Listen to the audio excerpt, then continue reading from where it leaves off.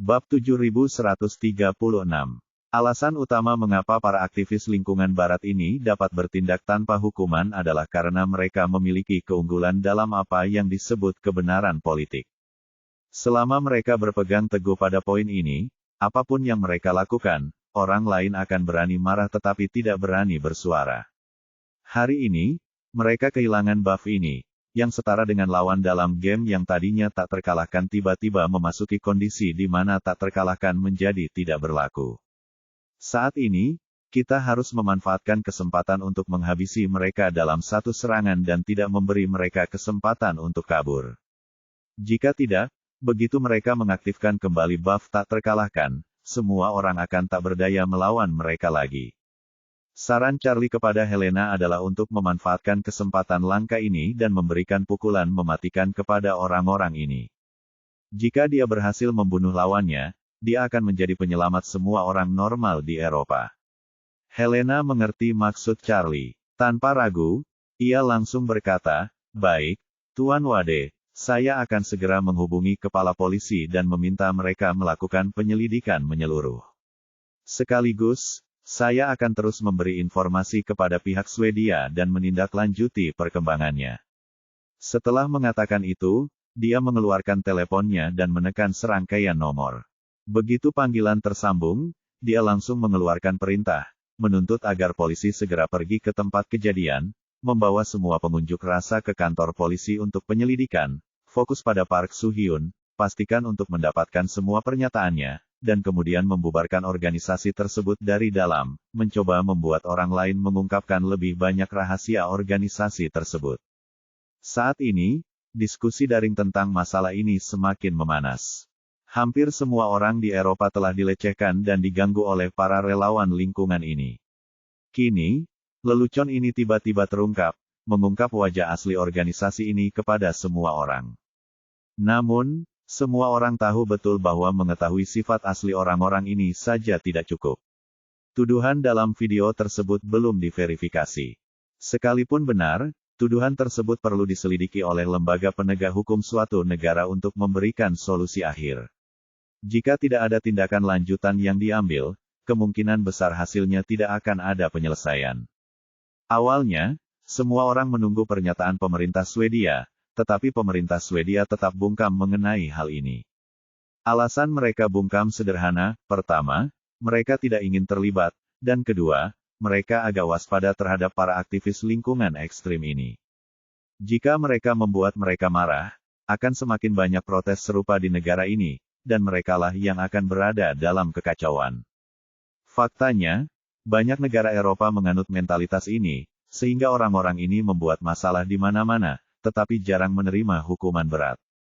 Jika mereka bertindak terlalu jauh, paling-paling mereka akan ditangkap dan ditahan selama beberapa hari, lalu dibebaskan setelah menunjukkan perilakunya. Namun, Swedia tidak menyangka bahwa negara-negara Nordik akan mencoba pendekatan yang berbeda kali ini. Tepat saat Charlie dan kelompoknya menaiki pesawat menuju Argentina, polisi Nordik menerima instruksi dari Ratu Helena untuk membawa semua orang yang berpartisipasi dalam protes kembali ke kantor polisi untuk diinterogasi. Meskipun Helena hanyalah maskot nasional dan tidak memiliki kekuasaan politik yang nyata, secara teoritis ia adalah pemimpin tertinggi negara. Bahkan Perdana Menteri harus bertemu dengannya secara berkala untuk melaporkan pekerjaannya, yang hanya formalitas belaka. Jika pemerintah Nordik memutuskan untuk menyatakan perang terhadap negara lain, mereka harus meminta Ratu Helena untuk membacakan deklarasi perang tersebut. Terlebih lagi, ia saat ini menikmati tingkat penerimaan publik yang sangat tinggi. Jika partai berkuasa tidak membina hubungan baik dengannya, dan ia secara halus mengungkapkan ketidakpuasannya terhadap pemerintahan saat ini, hal itu pasti akan memengaruhi suara mereka pada pemilihan berikutnya. Selain itu, Helena sendiri memiliki wewenang untuk memberikan saran kepada berbagai departemen di negara ini, jadi departemen-departemen tersebut tentu saja tidak berani mengabaikannya. Karena Yang Mulia Ratu telah memerintahkan agar para pegiat lingkungan ini diselidiki secara menyeluruh, polisi Nordik segera mulai bertindak maksimal. Insiden ini telah menarik perhatian besar di dunia maya, sehingga ketika media Nordik mengetahui bahwa kepolisian nasional mereka telah mengambil tindakan, mereka berbondong-bondong ke kantor polisi yang menangani kasus ini untuk wawancara. Mengikuti instruksi Helena, kepala polisi mengatakan kepada media, Yang Mulia Ratu sangat prihatin dengan insiden ini. Beliau yakin insiden ini telah mengganggu kehidupan normal masyarakat Nordik dan melanggar hak-hak sah mereka sebagai warga negara. Oleh karena itu, beliau telah menginstruksikan kami untuk menyelidiki masalah ini secara menyeluruh, dan kami akan terus memberitahu publik tentang perkembangan kami secara langsung. Berita ini menyebabkan kehebohan di seluruh Eropa.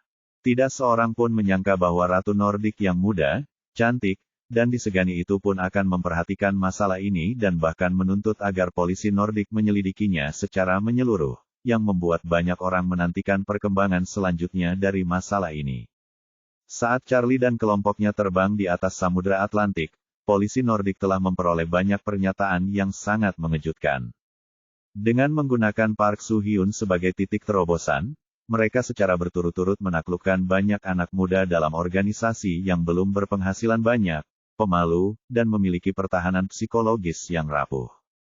Hasilnya, struktur organisasi dan jaringan kepentingan terkait diidentifikasi dengan jelas. Pemahaman Park Soo-hyun tentang organisasi ini tidak komprehensif. Namun, penyelidikan polisi mengungkapkan bahwa hampir setiap protes yang diselenggarakan oleh organisasi ini selama bertahun-tahun memiliki sponsor di baliknya.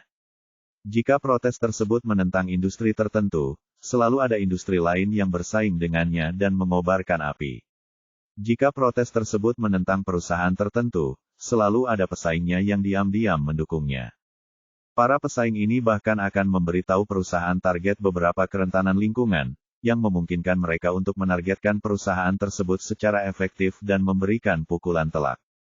Banyak perusahaan Eropa mengalami kerusakan reputasi, penurunan pendapatan yang tajam, dan bahkan kebangkrutan karena penargetan yang disengaja. Ketika pertanyaan-pertanyaan ini disampaikan kepada Helena, kepala kepolisian berkata dengan hati-hati, Yang Mulia, konten ini agak terlalu eksplosif. Apa yang akan Anda lakukan dengannya? Setelah meninjau dokumen-dokumen itu, Helena berkata dengan tenang, suruh Kementerian Luar Negeri mengirimkan materi-materi ini ke Swedia. Katakan kepada mereka bahwa saya, Helena Iliad, menuntut agar mereka menyelidiki masalah ini secara menyeluruh dan tidak membiarkan calon tersangka lolos dari hukum. Kita tidak boleh membiarkan organisasi munafik seperti itu kembali menimbulkan kekacauan di Eropa Utara. Setelah mengatakan itu, Helena menginstruksikannya, ngomong-ngomong, kamu harus mengumumkannya ke publik dan merilisnya ke media pada saat yang sama untuk menekan Swedia. Orang yang bertanggung jawab ragu sejenak, lalu berkata dengan hormat, Yang Mulia, bukankah ini terlalu radikal? Ada jauh lebih banyak aktivis lingkungan di Eropa daripada hanya sekitar 100 orang yang telah kita tangkap, setidaknya ada puluhan ribu. Menyinggung mereka bisa menyebabkan masalah serius di masa mendatang. Helena bertanya kepadanya, apakah kamu tahu berapa banyak orang yang tinggal di Uni Eropa? Orang yang bertanggung jawab berkata, sekitar 4 atau 500 juta. Helena mengangguk dan berkata dengan tenang, sekalipun mereka hanya 1% dari populasi 4 atau 500 juta, lalu kenapa? Masih ada 99% orang yang tidak berbeda dengan mereka. Kita melakukan sesuatu yang benar. Selama mayoritas orang mendukung kita, kita tidak perlu khawatir atau takut. Setelah mengatakan itu, ia teringat kata-kata Charlie dan berkata dengan tegas, orang-orang Eropa telah lama disiksa oleh mereka, dan tidak ada yang berani menentang mereka. Sudah waktunya untuk mengubah situasi di mana orang-orang seperti ini ditindas. Di masa lalu, keluarga kerajaan sebagian besar merupakan maskot, dan terkadang boneka pemerintah yang berkuasa. Pemerintah hanya akan memanggil keluarga kerajaan saat dibutuhkan, dan di waktu lain keluarga kerajaan tidak memiliki kesempatan untuk ikut campur dalam urusan negara. Selain itu, partai yang berkuasa dan kabinet selalu waspada terhadap keluarga kerajaan, memberi mereka rasa hormat yang dangkal tetapi mencegah mereka mencampuri urusan nasional. Namun, pengaruh Helena di Eropa Utara sangat luar biasa, dan ia menikmati reputasi yang sangat baik di seluruh Eropa, bahkan dunia. Selain membawa citra internasional yang sempurna bagi Eropa Utara, ia juga telah mendatangkan banyak investasi. Dengan bantuan ratu seperti itu, pemerintahan Nordik saat ini dapat jauh lebih terbebas dari tekanan. Oleh karena itu, pemerintah sangat mementingkan Helena dan bahkan bersedia membiarkan Helena berpartisipasi dalam urusan nasional sampai batas tertentu. Mereka akan mempertimbangkan dengan serius saran-saran Helena dan mencoba mengadopsinya, yang telah memberi Helena sejumlah kekuasaan yang disebut nyata. Saran-sarannya tentang cara menangani insiden tersebut segera disetujui oleh pemerintah Nordik. Pemerintah sangat menyadari kebencian rakyat terhadap lingkungan ekstrim dan ketidakmampuan mereka untuk bersuara. Kini, karena mereka memiliki kesempatan yang baik untuk mengambil tindakan terhadap mereka, siapapun yang memanfaatkannya akan menjadi pahlawan. Tentu saja, satu-satunya aspek yang sedikit tidak adil dari masalah ini adalah menyeret Swedia ke bawah. Begitu negara campur tangan, itu seperti menempatkan Swedia dalam posisi yang sangat sulit. Jika Swedia menyelesaikan masalah ini dengan benar, di mata publik, itu hanya dapat dianggap sebagai upaya perbaikan. Tetapi jika Swedia tidak dapat menyelesaikannya, maka Swedia harus menanggung kesalahannya dengan jujur. Sebaliknya, tidak peduli bagaimana Swedia menangani situasi ini, itu tidak akan menghentikan negara-negara Nordik untuk menjadi pahlawan. Oleh karena itu, pemerintah Nordik merilis semua rincian masalah tersebut kepada media, sementara juga mengirimkan informasi tersebut ke Swedia melalui jalur diplomatik dan membuat pernyataan publik kepada media.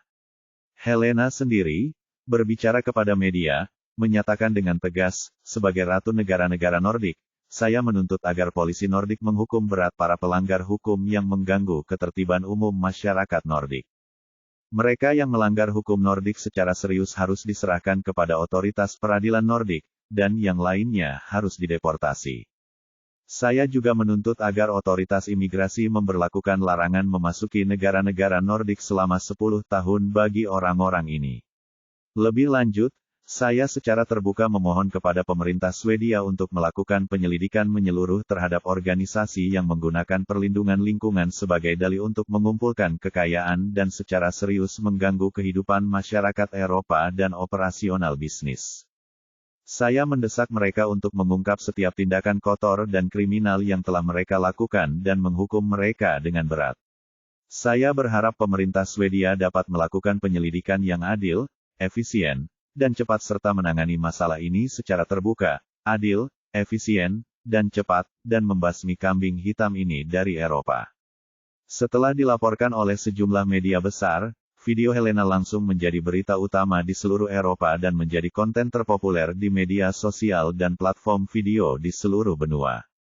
Tak seorang pun menyangka bahwa Ratu Helena, yang pengaruhnya menyaingi para selebriti papan atas, secara pribadi menuntut agar pemerintah Nordik menangkap para aktivis lingkungan ekstrim tersebut, dan bahkan secara langsung meminta pemerintah Swedia dalam sebuah video untuk menghukum berat organisasi mereka.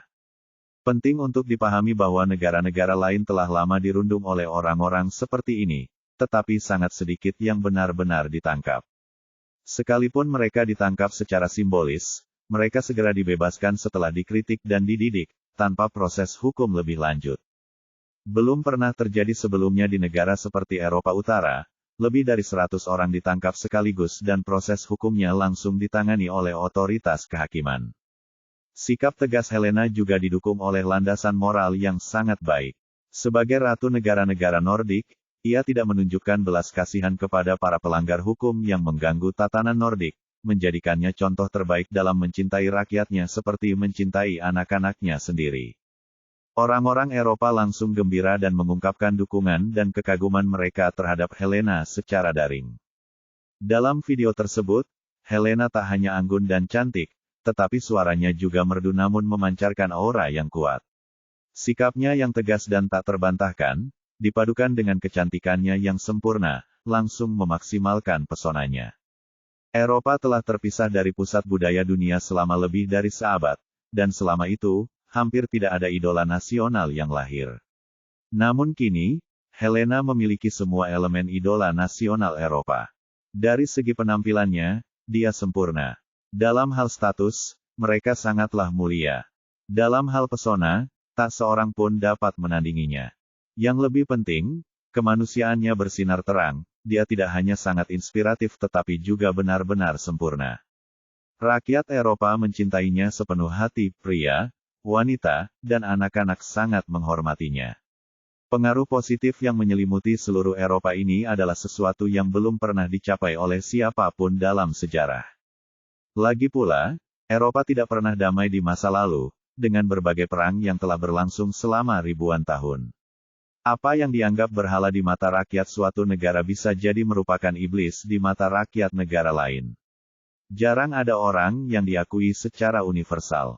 Banyak orang di dunia maya bahkan mengatakan bahwa permaisuri Eropa terakhir yang memiliki tekad sekuat itu kemungkinan adalah Catherine II dari Rusia pada tahun 1762, yang merebut tahta melalui kudeta.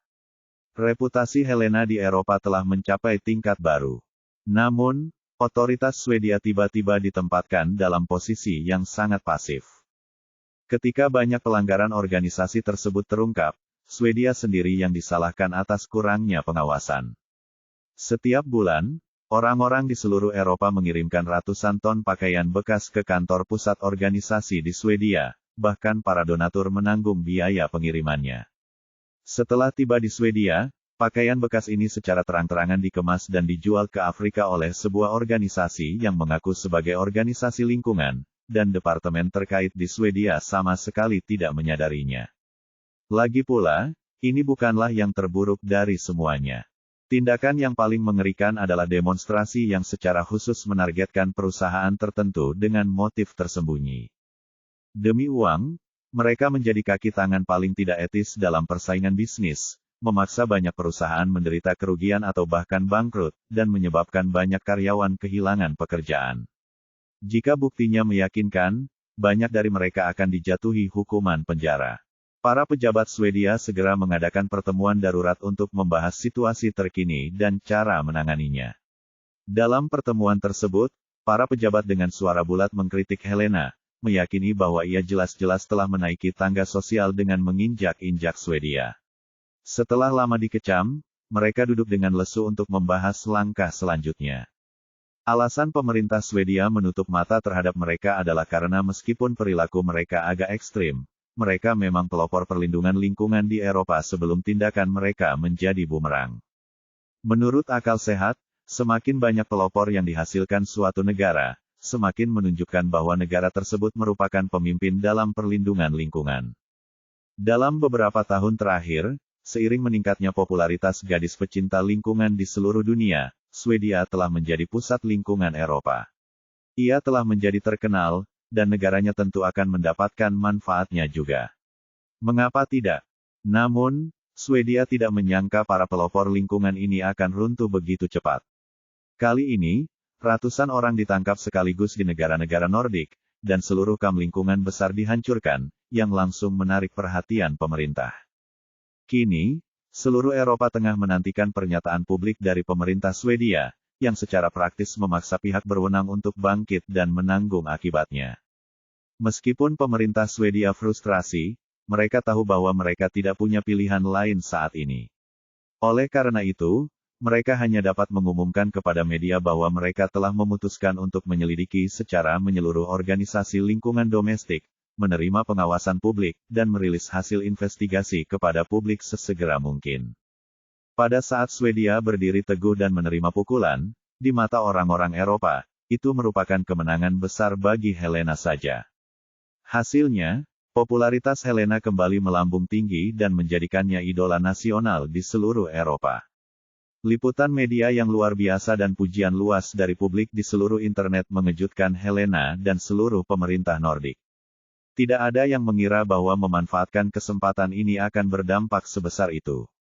Di dunia maya, selain memuji ketegasan dan keberanian Helena kali ini, banyak orang juga mengulas serangkaian tindakannya sejak naik tahta. Melihat kembali perjalanannya, orang-orang menemukan bahwa permaisuri yang muda dan cantik ini telah mengambil setiap langkah dengan mantap dan penuh keteguhan. Cantik, tenang, cakap, dan saleh, Helena memiliki hampir semua kualitas yang diinginkan seorang bangsawan, yang secara alami meningkatkan prestisenya. Charlie, dalang di balik semua ini, telah diam-diam mendarat di Ushuaia, kota pelabuhan paling selatan di Argentina, yang dikenal sebagai ujung dunia. Setelah Charlie dan wanita cantik ketiga itu mendarat di Bandara Ushuaia, mereka berempat berhasil memasuki negara itu sebagai warga negara Nordik. Para awak kapal penelitian Nordik sudah menunggu di luar bandara. Dia menerima informasi bahwa beberapa ahli meteorologi dari Eropa Utara akan sementara menaiki kapal mereka ke Antartika untuk memasang sejumlah peralatan pemantauan iklim sebelum kembali ke kapal tersebut. Alasan mengatakan ini adalah karena stasiun penelitian Nordik bukanlah stasiun yang beroperasi sepanjang tahun. Jika seseorang langsung mengatakan bahwa ia ingin tinggal di sini selama musim dingin, itu hampir sama dengan bunuh diri di mata para peneliti ini. Berita itu kemungkinan besar akan memicu diskusi di antara mereka bahkan sebelum Charlie tiba, dan Charlie tidak akan punya waktu untuk menyelesaikan masalah dengan menggunakan sugesti psikologis. Identitas asli Charlie sebagai orang Nordik adalah Jimmy Lewis. Ia dan 3 wanita cantik baru saja keluar dari bea cukai ketika mereka melihat seorang pria paruh baya memegang papan bertuliskan, Jimmy Lewis. Jadi, dia mendekati pria itu dan berkata, "Halo, saya Jimmy Lewis." Pihak lain agak terkejut melihat bahwa para ahli meteorologi yang datang berasal dari Asia, dan keempatnya adalah orang Asia. Ia tergagap, "Apakah Anda Tuan Lewis? Kalau begitu ketiga orang ini pasti 3 ahli lain yang datang bersama Anda, kan?" Negara-negara Nordik bukanlah negara imigran, jadi wisatawan di Asia cukup umum, tetapi imigran di Asia jauh lebih jarang. Departemen Meteorologi bukanlah departemen di mana orang Asia memiliki keunggulan yang besar, seperti sektor energi.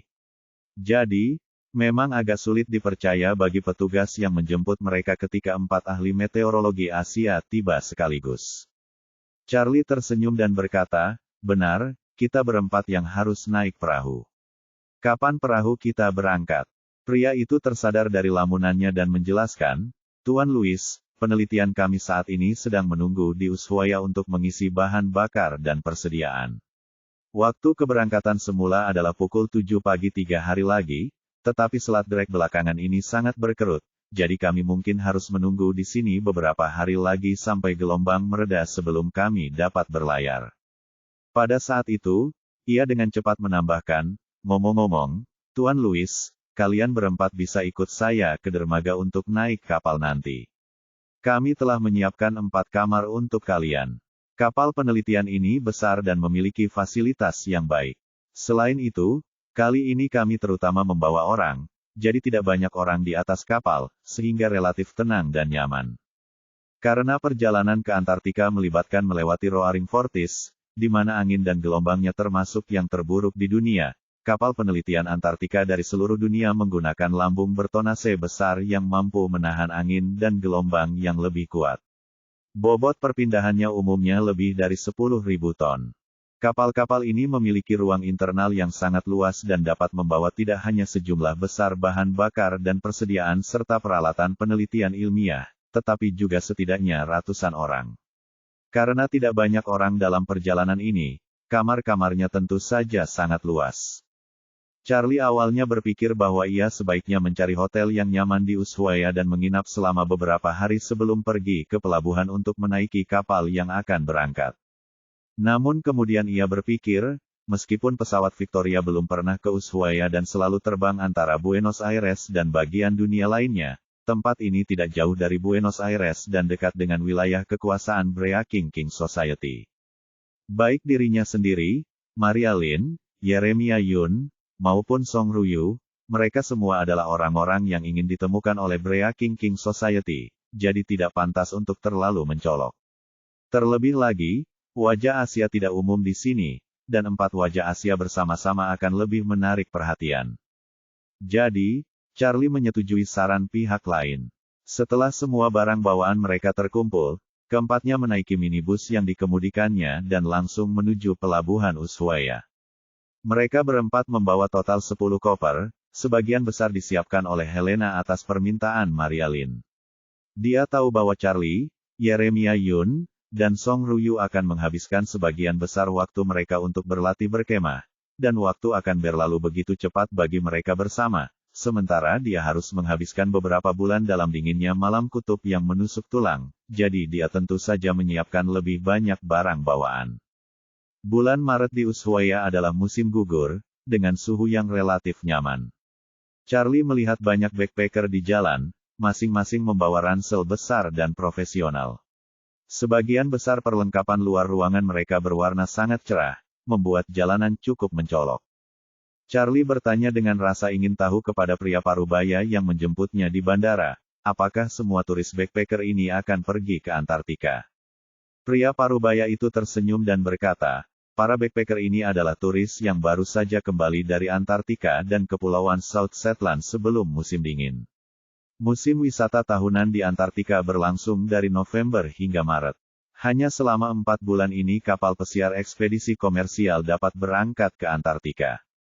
Setelah musim ini, semua kapal pesiar dan ekspedisi komersial tidak dapat memasuki Selat Drake. Sekarang sudah akhir Maret, yang hampir merupakan jendela terakhir untuk penarikan. Setelah para turis ini kembali ke Ushuaia, beberapa akan langsung terbang keluar dari Argentina, sementara yang lain akan memilih untuk tinggal di Argentina untuk sementara waktu sebelum berangkat.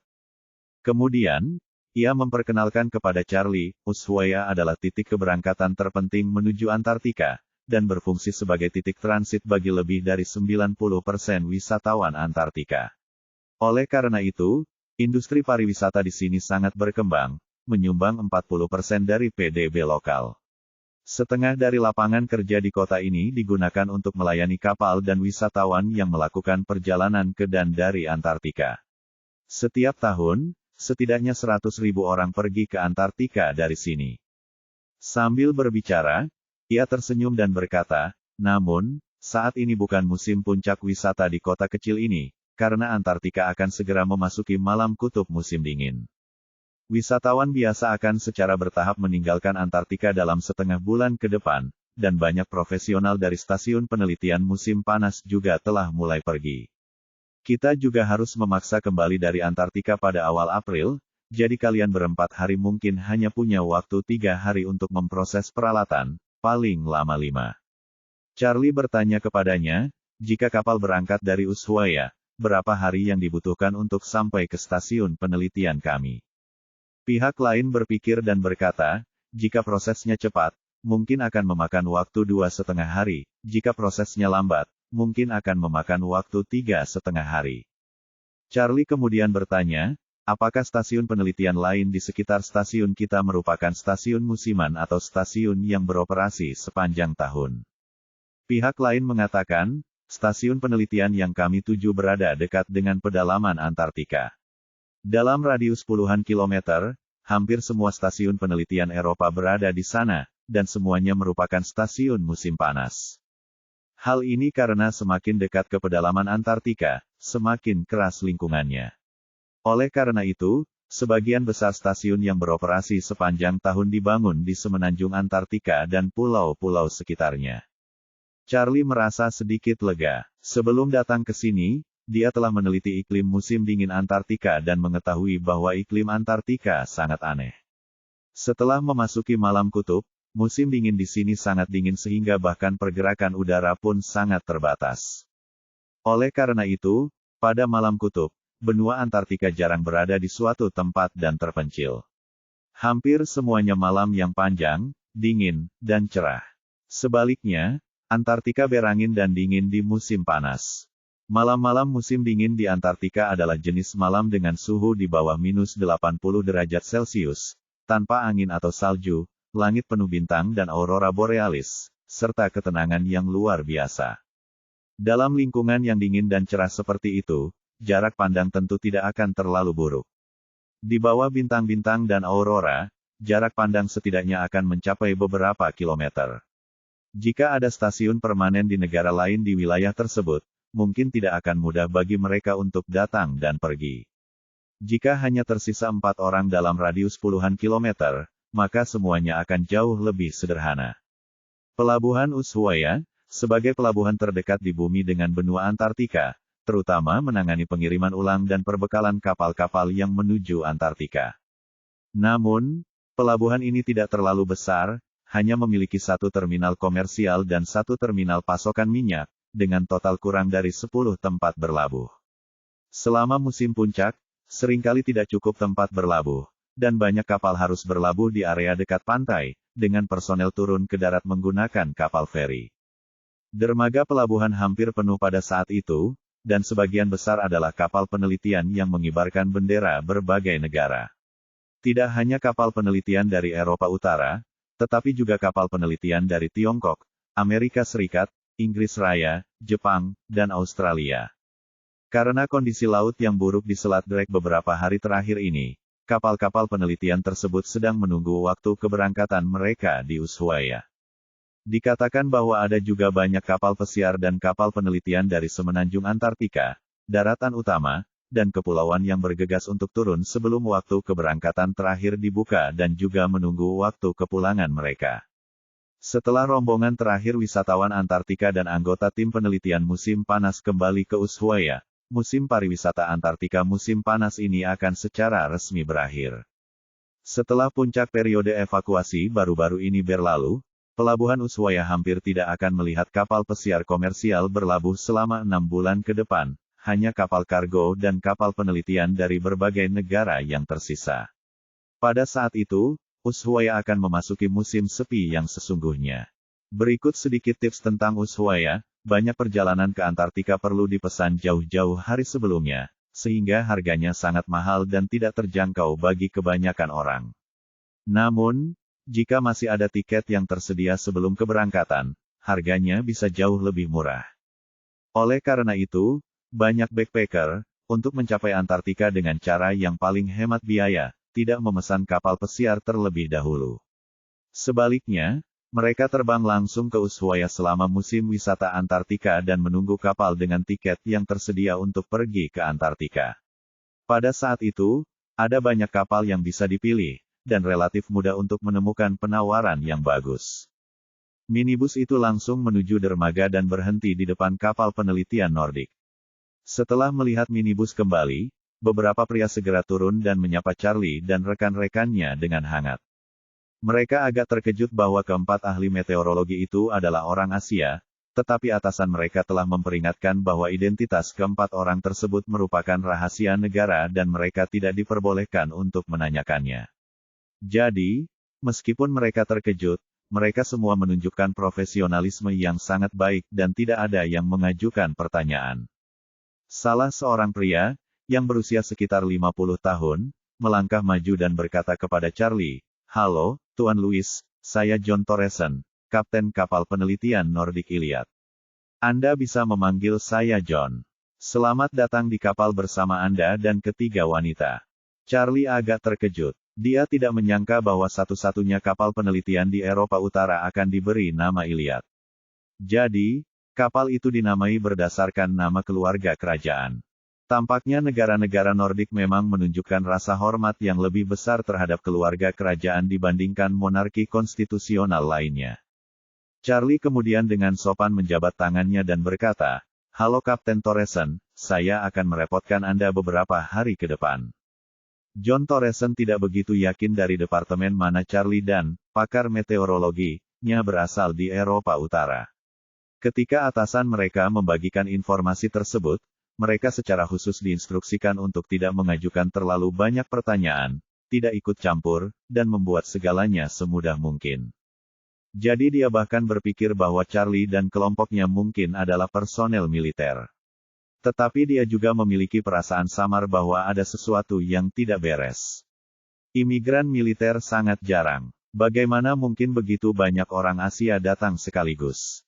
Charlie memperhatikan keraguan di matanya dan berpikir bahwa setelah menaiki kapal, dia akan mencari kesempatan untuk memberikan sugesti psikologis kepada semua orang di kapal untuk menghilangkan masalah di masa depan dan menyelesaikan masalah ini sekali dan untuk selamanya. Kapal Iliad adalah kapal penelitian pemecah es yang diluncurkan kurang dari 5 tahun lalu. Kapal ini memiliki bobot 12.000 ton, kemampuan pemecah es kelas 3, dan dapat berlayar menembus lapisan es hingga setebal 1,5 meter tanpa hambatan.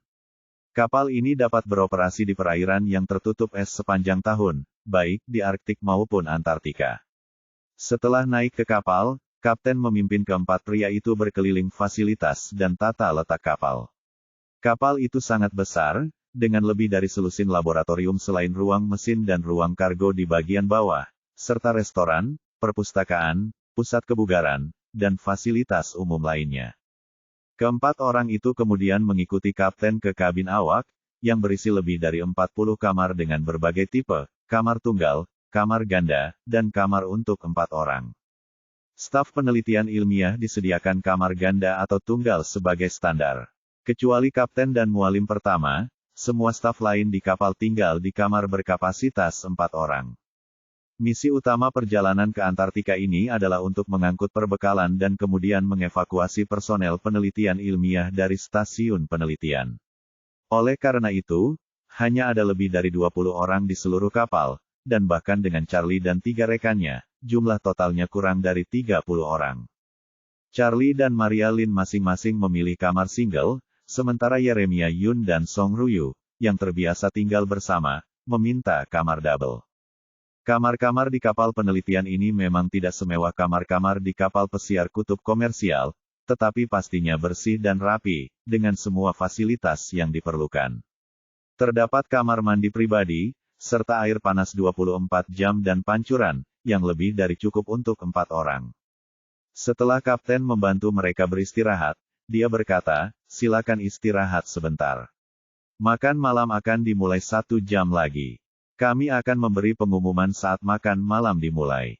Pergilah ke restoran saat Anda mendengar pengumuman." Charlie mengangguk sedikit, lalu menggunakan sedikit energi spiritualnya untuk memberikan sugesti mental kepadanya, menginstruksikan, saat makan malam, ingatlah untuk mengajak semua staf datang ke restoran. Aku ingin bertemu dengan semua orang. Sang kapten langsung setuju, sambil tersenyum berkata, "Tidak masalah, jangan khawatir, saya akan memanggil semua orang." Charlie mengangguk dan berkata, "Kalau begitu, silakan lanjutkan pekerjaanmu. Sampai jumpa di restoran nanti." "Oke, sampai jumpa di restoran." Setelah kapten pergi, Charlie berkata kepada ketiga wanita itu, "Setelah terbang sejauh ini, pasti semua orang sedikit lelah. Mari kita kembali ke kamar untuk beristirahat dan mengepak barang bawaan. Lagi pula, kapal masih membutuhkan 4 atau 5 hari lagi untuk meninggalkan pelabuhan, dan 3 hari lagi berlayar di laut, jadi setidaknya akan memakan waktu 7 hari sebelum kita bisa turun dari kapal." Yeremia Yun berkata, "Tuan Wade, saya perhatikan bahwa para awak kapal ini tampak sedikit terkejut melihat kami. Mungkin fakta bahwa kami berempat berwajah Asia agak tidak biasa bagi mereka. Apakah ada risiko yang terlibat? Ryu dan saya tidak keberatan, tetapi kami terutama khawatir keberadaan Nona Lin akan terungkap, karena ada kamera pengawas di mana-mana di kapal ini." Charlie tersenyum dan berkata, "Aku juga merasakannya, tapi jangan khawatir. Aku sudah meminta kapten untuk memanggil semua orang untuk makan malam. Aku akan memberi mereka semangat agar mereka melakukan yang terbaik untuk memudahkan kita dan tidak mengungkapkan keberadaan kita kepada siapapun. Adapun rekaman pengawasan, itu mudah. Aku akan meminta teknisi mereka membuka antarmuka agar model AI kita dapat memproses semua rekaman pengawasan yang tersimpan dan menghapus jejak kita. Dengan begitu, pada dasarnya tidak ada yang perlu dikhawatirkan." "Baguslah." Yeremia Yun merasa lega dan tersenyum. Karena Tuan Wade sudah membuat rencana, maka Rugo tidak perlu khawatir lagi. Charlie mengangguk sedikit dan tersenyum. "Setelah makan malam, kalian berdua bisa bersantai dan menyendiri di kamar masing-masing. Atau kalian bisa bergabung denganku untuk menyendiri. Tidak masalah jika kalian tidak keluar rumah selama beberapa hari ke depan. Sedangkan untuk Nona Lin, Anda bisa meminta mereka mengantarkan makanan ke kamar Anda. Anda juga bisa memberitahu mereka apa yang ingin Anda makan, dan mereka pasti akan berusaha sebaik mungkin untuk memenuhi permintaan Anda." Maria Lin bertanya dengan ragu-ragu, "Jika Tuan Muda juga akan mengasingkan diri, bolehkah saya tinggal sekamar dengan Anda?" "Kalau tidak, saya selalu merasa tidak nyaman sendirian." Charlie tersenyum dan berkata, "Tentu saja, tidak masalah." Ketika Charlie dan ketiga orang lainnya kembali ke kamar mereka, Victoria sedang duduk bersila di kamar tidurnya di sebuah pulau yang berjarak sekitar 3.000 km dari Ushuaia. Di depannya terdapat 5 batu giok dengan bentuk dan ukuran yang berbeda. Dia terus berlatih teknik pernapasannya, menarik energi spiritual yang berharga dari kelima batu giok itu hingga seluruh energi spiritual di dalamnya terserap sepenuhnya. Kelima batu giok ini dikumpulkan dengan susah payah oleh keluarga Wu dari seluruh dunia dan kemudian dipersembahkan khusus untuknya. Selama 300 tahun terakhir, Victoria tidak pernah berhenti mencari berbagai macam harta karun langka, batu spiritual, dan artefak magis di seluruh dunia. Di tahun-tahun awalnya, ia menuai hasil yang melimpah, dan berbagai macam hal baik dikirimkan kepadanya tanpa henti. Hal-hal itu tidak hanya membantunya menaklukkan istana Niwan dan memperkuat kultivasinya, tetapi juga membantunya memenangkan dan membangun pasukan kultivatornya sendiri. Namun, seiring dengan kemajuan modernisasi, harta karun langka semakin sulit ditemukan.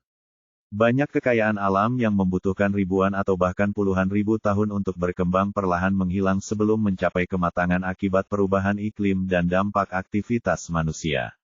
Di zaman akhir Dharma, material langka dan berharga sudah sangat langka, dan sebagian besar dari mereka mati sebelum waktunya sebelum dapat tumbuh sepenuhnya, sehingga menjadi semakin langka.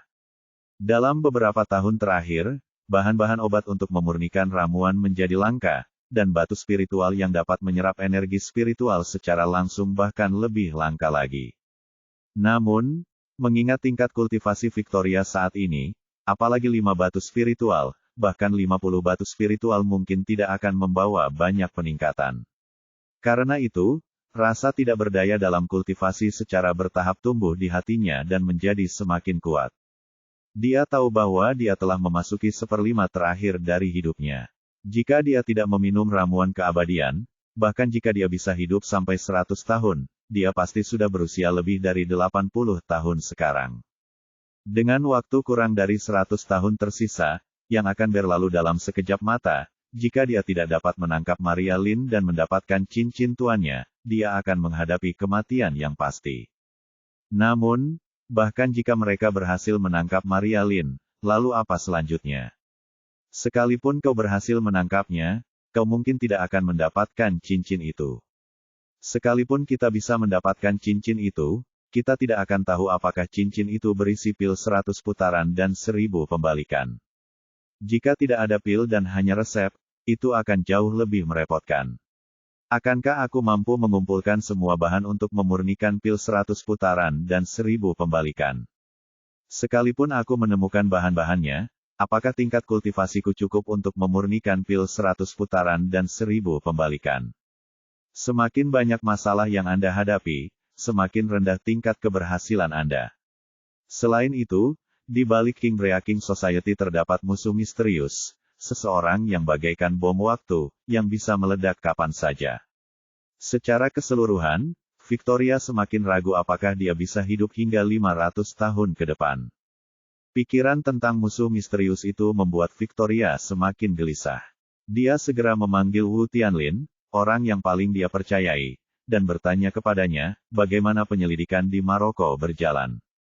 Apakah kau menemukan petunjuk tentang orang itu atau para pembunuh dan pengawal elit itu? Wu Tianlin berkata dengan malu, Yang Mulia, saya telah mengirim beberapa kelompok orang ke Maroko untuk menyelidiki, tetapi sejauh ini saya belum menemukan petunjuk apapun. Orang-orang itu tampaknya telah menghilang dari Maroko. Di pelabuhan utama, perbatasan, atau jalur transportasi manapun di Maroko, tidak ada petunjuk yang ditemukan. Victoria dengan marah menghancurkan batu spiritual kering menjadi bubuk dan berkata dingin, keterlaluan. Ribuan orang menghilang tanpa jejak. Bagaimana mungkin mereka tidak meninggalkan petunjuk sama sekali? Bahkan jika mereka terbakar, setidaknya abu mereka seharusnya tertinggal. Wu Tianlin menghela napas, Tuanku, musuh kita jelas merupakan organisasi yang kuat. Mereka tidak hanya memiliki kultivator yang hebat, tetapi juga kemampuan tempur modern yang mumpuni. Sistem senjata jarak dekat di Siprus adalah bukti terbaiknya. Gaya operasi mereka sangat hati-hati, hampir tidak meninggalkan jejak. Mungkin akan membutuhkan lebih dari 1 atau 2 hari untuk menyelidiki mereka. Victoria menggertakkan giginya dan bertanya lagi, sejak perbaikan menyeluruh di semua garnisun, apakah Anda menemukan jejak musuh?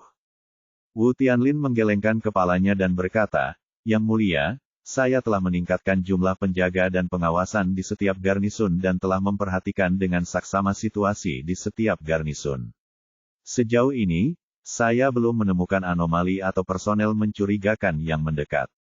Saya yakin bahwa musuh kita menyadari rencana perombakan besar-besaran ini dan tidak akan mengambil risiko menyerang garnisun kita lagi. Victoria menghela napas, fakta bahwa dia telah berhenti menyerang markas membuktikan bahwa rencana perombakan besar kita sangat efektif, tetapi juga telah memutus jalur utama musuh. Aku khawatir dia akan menyerah sekarang, dan kemudian kita mungkin tidak akan pernah bisa menangkapnya lagi. Wu Tianlin berlutut dengan satu lutut, menangkupkan kedua tangannya, dan berkata, "Yang mulia, saya berani mengatakan sesuatu yang bersifat pengkhianatan." Victoria bergumam setuju, silakan katakan. Wu Tianlin berkata, "Tuanku, jika pihak lawan benar-benar berhenti sekarang, meskipun kita tidak dapat memulihkan kerugian atau membalas serangan ini, setidaknya kita tidak akan lagi terganggu oleh mereka. Saya pikir hal terpenting saat ini adalah membawa Maria Lin kembali secepat mungkin. Hal-hal lain dapat dikesampingkan. Bagaimana menurut Anda?" Victoria terdiam cukup lama sebelum mengangguk sedikit dan berkata, "Kau benar. Tidak masalah jika kita menderita sedikit kerugian sekarang. Karena pihak lain juga seorang kultivator, mereka pasti sudah berada di sana selama puluhan tahun atau bahkan 100 tahun.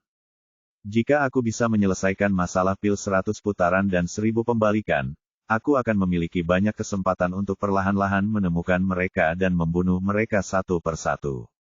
Pada saat itu, dia menggeram dengan ekspresi ganas dan menyeramkan. "Aku, Victoria, selalu sombong sepanjang hidupku. Aku bisa menderita kerugian, tetapi aku tidak akan pernah menderita dalam diam. Siapapun yang menyinggungku akan membayar 1000 kali lipat, 10.000 kali lipat harganya." Kemudian, dia berkata dengan dingin, "Sampaikan perintahku, semua anggota keluarga Wu, serta semua gubernur militer dan pengawal elit, harus melakukan segala daya upaya untuk menemukan keberadaan Maria Lin. Siapapun yang menemukan Maria Lin akan diberi hadiah berupa umur 100 tahun dan kekayaan miliaran. Siapapun yang menangkap Maria Lin akan diberi hadiah tambahan 100 tahun umur untuk seluruh keluarganya."